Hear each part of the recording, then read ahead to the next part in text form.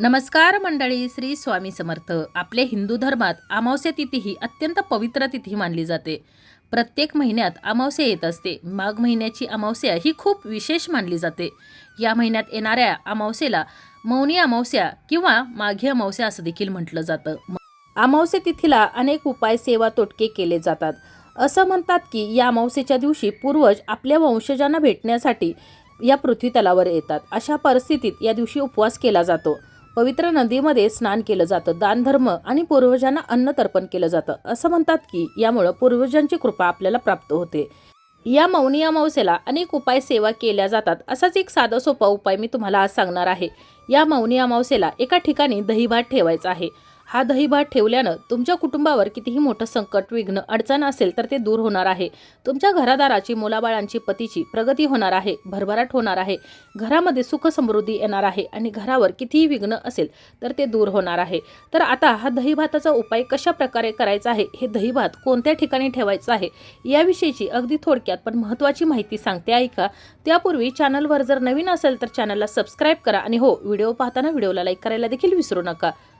प्रत्येक कुटुंबामध्ये काही ना काही विघ्न, अडचणी, संकट, बाधा या असतातच. मग एखाद्याच्या घरामध्ये पैसा टिकत नसेल किंवा घरामध्ये सतत वादविवाद, कलह, भांडणं होत असतील किंवा घरामध्ये आलेला पैसा कोणत्या ना कोणत्या मार्गाने घराबाहेर जात असेल, सतत कोणी ना कोणी आजारी पडत असेल किंवा एखाद्याचा विवाह ठरत नसेल, संतान प्राप्ती होत नसेल, शिक्षणामध्ये, नोकरीमध्ये, व्यवसायामध्ये सतत काही ना काही अडचणी जर येत असतील तर त्यांनी मग मी तुम्हाला जो आज उपाय सांगणार आहे तर तो अमावस्येला करायचा आहे.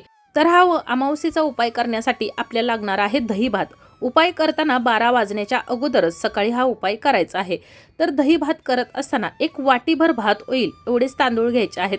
वाटीपेक्षा जास्त देखील आणि कमी देखील भात करायचा नाही. त्यानंतर भात करत असताना या भातामध्ये मिठाचा वापर करायचा नाही. हा भात झाल्यानंतर वाटीमध्ये तो भात ठेवायचा आहे. त्यानंतर त्या भातावरती 1 चमचाभर दही घालायचं आहे आणि तुमच्या घराचा जो छत आहे, टेरेस आहे किंवा तुमच्या घराच्या बाल्कनीमध्ये ज्या ठिकाणी पशुपक्षी येऊ शकतात तर त्या ठिकाणी तुम्हाला 12 वाजण्याच्या अगोदर हा भात जो आहे तर तो दहीभात ठेवायचा आहे. आपले जे पूर्वज असतात तर ते कोणत्याही प्राण्याच्या स्वरूपात या दिवशी आपल्या अंगणामध्ये, दारामध्ये येत असतात आणि त्या पूर्वजांसाठीच आपल्याला हा भात ठेवायचा आहे. त्यानंतर तिन्ही सांजेच्या वेळेला तुम्हाला 2 वाटी तांदळाचा पुन्हा एकदा अशाच प्रकारे भात करायचा आहे. म्हणजेच बिना मिठाचा भात तयार करायचा आहे.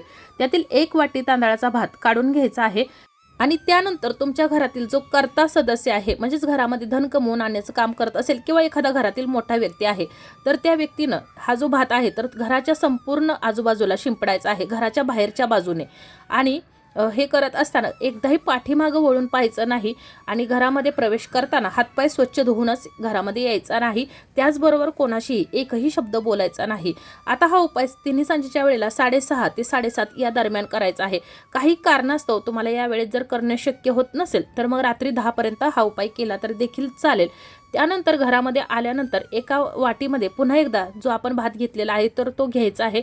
त्या भातावरती तुम्हाला थोडंसं दही घालायचं आहे, एक लिंबू घ्यायचा आहे, उभं कापून घ्यायचं आहे आणि त्यानंतर त्या एका लिंबाच्या फोडीला जो आपला काळा रंग असतो किंवा तव्याचा रंग असेल तर तो लावायचा आहे किंवा इतर कोणताही काळा रंग लावायचा आहे. दुसऱ्या लिंबाच्या फोडीला पीठ लावायचं आहे. तुम्ही ज्वारीचं लावू शकता किंवा गव्हाचं पीठ लावायचं आहे. अशी ही जी लिंबाचे फोड आहे, म्हणजे हे लिंबू आहे तर ते तुम्हाला या भातावरती ठेवायचं आहे. त्यावरती थोडीशी हळद टाकायची आहे, पिवळी मोहरी ठेवायची आहे आणि त्यानंतर हे जे भात आहे तर तुमच्या कुटुंबातील प्रत्येक सदस्यावरून तुम्हाला हे उतरवायचं आहे. जशी आपण लहान मुलांची दृष्ट काढतो तर त्याप्रमाणे तुम्हाला हे भात फिरवून घ्यायचं आहे. तुमच्या घरातील, कुटुंबातील ज्या प्रत्येक व्यक्तीबाबत जी काही समस्या असेल, अडचण असेल, कोणतंही विघ्न असेल, बाधा असेल तर ते तुम्हाला या ठिकाणी बोलायचे आहे मनातल्या मनात. आता हा उपाय करत असताना कुटुंबातील कोणत्याही व्यक्तीनं कोणत्याही व्यक्तीवरून उतरवलं तरी देखील चालेल. त्यानंतर हे करत असताना देखील घरामध्ये अगदी शांतता असायला हवी. बाहेरची जी व्यक्ती असेल, म्हणजेच आपले शेजारी पाजारी, तर ते घरामध्ये यायला नकोत. आपल्या घरात आतल्यात ह्या गोष्टी तुम्हाला करायच्या आहेत. त्यानंतर घराच्या बाहेर हे जो भात आहे तर ते घेऊन यायचं आहे. घरावरून देखील 7 वेळा हा उतरवायचा आहे. आपल्या घरामध्ये जी विघ्न, संकट, अडचणी, बाधा येतात तर ती सर्व या ठिकाणाहून येत असतात. त्यामुळे तुम्हाला हे घरावरूनच्या दरवाजावरून देखील 7 वेळा फिरवून घ्यायचं आहे आणि त्यानंतर मग हा जो भात आहे तर तो तुम्हाला दूर नेऊन वाहत्या पाण्यामध्ये किंवा घरापासून दूर अंतरावरती फेकायचा आहे. आता हा उपाय तुम्हाला दर अमावस्येला करायचा आहे किंवा दर शनिवारी केला तरी देखील चालेल. तुम्हाला जसे शक्य होईल तर त्याप्रमाणे तुम्हाला हा उपाय करायचा आहे. हा उपाय केल्यानं तुमच्या घरावर जी काही अडचणी असतील, विघ्न असतील, बाधा असतील तर ते देखील दूर होण्यास मदत होणार आहे. त्याचबरोबर तुमची जी कुलदेवता असेल, ही जी अमावस्या तिथी आहे ती माता लक्ष्मीला समर्पित आहे. त्यामुळे आपल्या कुलदेवतेचं, माता लक्ष्मीचं नामस्मरण करायला विसरायचं नाही. उपाय करण्यापूर्वी तुळशीजवळ आणि आपल्या घरातल्या देवघराजवळ दिवा प्रज्वलित करायचा आहे, पूजा करायची आहे आणि त्यानंतरच आपल्याला हा उपाय करायचा आहे. अगदी साधा सोपा परंतु अत्यंत प्रभावी उपाय आहे. जर मी अगोदर सांगितल्याप्रमाणे जर तुमच्या घराच्या आजूबाजूला जर भात तुम्हाला टाकणं जर शक्य होत नसेल तर मग तुम्ही तुमच्या घराच्या दरवाजावरूनच 7 वेळा हा भात उतरवून तुम्ही वाहत्या पाण्यामध्ये नेऊन सोडला तरी देखील चालेल किंवा कुत्र्याला खाऊ घातला तरी देखील चालेल. एखाद्याच्या कुंडलीमध्ये जर चंद्र असेल तर मग त्या व्यक्तीनं हा जो भात आहे तर तो गाईला खाऊ घालायचा आहे, म्हणजे दही भात गाईला खाऊ घालायचा आहे. यामुळं मानसिक शांती प्राप्त होते आणि चंद्रासंबंधित जे काही असतील दोष तर ते देखील दूर होण्यास मदत होते. या दही भाताबरोबरच अमावस्येच्या दिवशी तिन्ही सांजेच्या वेळेला पिंपळाच्या झाडाखाली मोहरीच्या तेलाचा दिवा प्रज्वलित करायचा आहे. आता हा दिवा प्रज्वलित करत असताना कणकेचा दिवा बनवून घ्यायचा आहे, म्हणजेच गव्हाच्या पिठापासून दिवा तयार करून घ्यायचा आहे किंवा तुम्ही मातीचा दिवा घेतला तरी देखील चालेल. आणि या दिव्यामध्ये मोहरीच्या तेलासोबतच चिमूटभर हळद, चिमूटभर पिवळी मोहरी आणि 2 अखंड लवंगा टाकायच्या आहेत आणि असा हा दिवा या पिंपळाच्या झाडाच्या मुळाशी प्रज्वलित करायचा आहे. दिवा प्रज्वलित करण्यापूर्वी पिंपळाच्या झाडाची पूजा करायची आहे. पिंपळाच्या झाडाला जल अर्पण करायचं आहे. हे जल अर्पण करत असताना या पाण्यामध्ये देखील चिमूटभर हळद टाकायची आहे. पिंपळामध्ये भगवान श्रीहरी विष्णू वास्तव्य करतात असं म्हटलं जातं आणि भगवान श्रीहरी विष्णूंना पिवळा रंग हळद ही अत्यंत प्रिय आहे आणि त्यामुळं तुम्हाला जल अर्पण करताना देखील हळदीचं पाणी अर्पण करायचं आहे.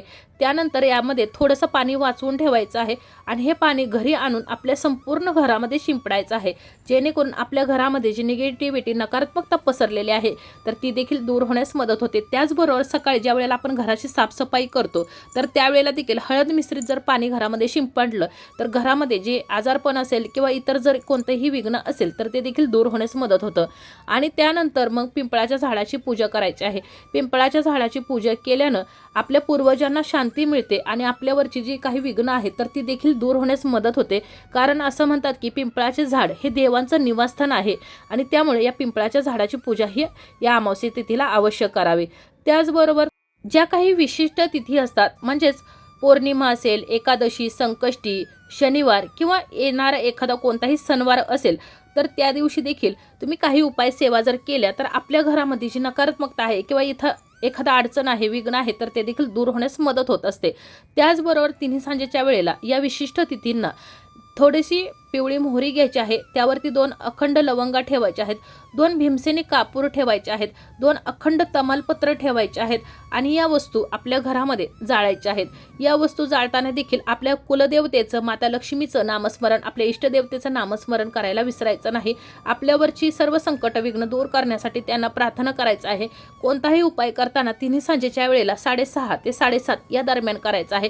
या वेळेला माता लक्ष्मी ही पृथ्वीवर निवास करत असते आणि तिचं वास्तव्य असतं. त्यामुळे यावेळेला आपल्या घराचे दरवाजे उघडे ठेवायचे आहेत, खिडक्या उघड्या ठेवायच्या आहेत, देवघराजवळ दिवा प्रज्वलित करायचा आहे, तुळशीजवळ दिवा प्रज्वलित करायचा आहे. कोणतीही सेवा, कोणताही उपाय करत असताना दिव्याला साक्षीला, अग्नीला साक्षीला मानूनच हे उपाय सेवा करायचे आहेत. तरच आपण केलेल्या सेवेचं निश्चित फळ प्राप्त होत असतं. त्याचबरोबर उपाय करत असताना मनापासून आणि श्रद्धेने करायला हवे. तसेच कोणतीही सेवा करताना, उपाय करताना त्यासाठी लागणाऱ्या ज्या वस्तू असतात तर त्या अखंडच घ्यायला हवेत, जेणेकरून आपण केलेल्या सेवेचं, आपण केलेल्या उपायाचं आपल्याला अखंड फळ प्राप्त होईल. आता मी तुम्हाला जो हा काही उपाय सांगितलेला आहे दही भाताचा, तर तो तुम्हाला एकाच अमावस्येला करून चालणार नाही, तर दर अमावस्येला हा उपाय करायचा आहे. शनिवारी उपाय करू शकता आणि गोमातेची या दिवशी सेवा करायची आहे. आपल्याकडून जेवढं होईल तेवढं अन्नदान करायचं आहे. तसेच गोमातेची या दिवशी सेवा करायची आहे. यामुळं आपल्यावरची सर्व संकट, विघ्न दूर होण्यास मदत होणार आहे. आपल्या अंगणामध्ये जर कोणताही पशुपक्षी या दिवशी येत असेल किंवा इतर दिवशी तर त्यांची सेवा करायची आहे. आपले जे पूर्वज आहेत तर ते कोणत्याही रूपात आपल्या अंगणामध्ये येतात, दारामध्ये येतात, तर त्यामुळे त्यांची सेवा करायला कधीही विसरायचं नाही. माता लक्ष्मीसोबतच या अमावस्या तिथीला भगवान श्रीहरी विष्णूंची आणि भगवान शिवांची देखील पूजा करावी, कारण त्यांची पूजा केल्यास आपल्याला विशेष पुण्यप्राप्ती होते असं आपल्या हिंदू धर्मग्रंथात देखील सांगितलेलं आहे. आणि अमावस्या तिथी धार्मिकच नव्हे तर आध्यात्मिक आणि मानसिकदृष्ट्या देखील विशेष महत्त्वाचे आहे. आणि त्यामुळं आपल्याला या अमावस्या तिथीला हे जे उपाय आहेत तर ते करायचे आहेत. अमावस्येला उपाय केल्यानं आपल्या मनातील अस्थिरता कमी होते, विचारांवर नियंत्रण मिळतं, अंतर्मुख होण्याची संधी प्राप्त होते आणि गरजू व्यक्तींना अन्न, वस्त्र, धान्य किंवा दानधर्म केल्यास माता लक्ष्मीची कृपा आपल्यावर सदैव राहते. पितृकार्य तर्पण केल्यानं आपल्या पितरांचे आशीर्वाद प्राप्त होतात. म्हणूनच आपल्याला या अमावस्या तिथीला हे उपाय सेवा करायचे आहेत, या वस्तू दानधर्म करायचा आहे. तर अशा प्रकारे तुम्हाला आजची माहिती, आजचा हा व्हिडिओ कसा वाटला कमेंट करून जरूर कळवा. माहिती आवडली असेल तर व्हिडिओला लाईक करा, चॅनलला सबस्क्राईब करा आणि हा व्हिडिओ जास्तीत जास्त शेअर करा. धन्यवाद.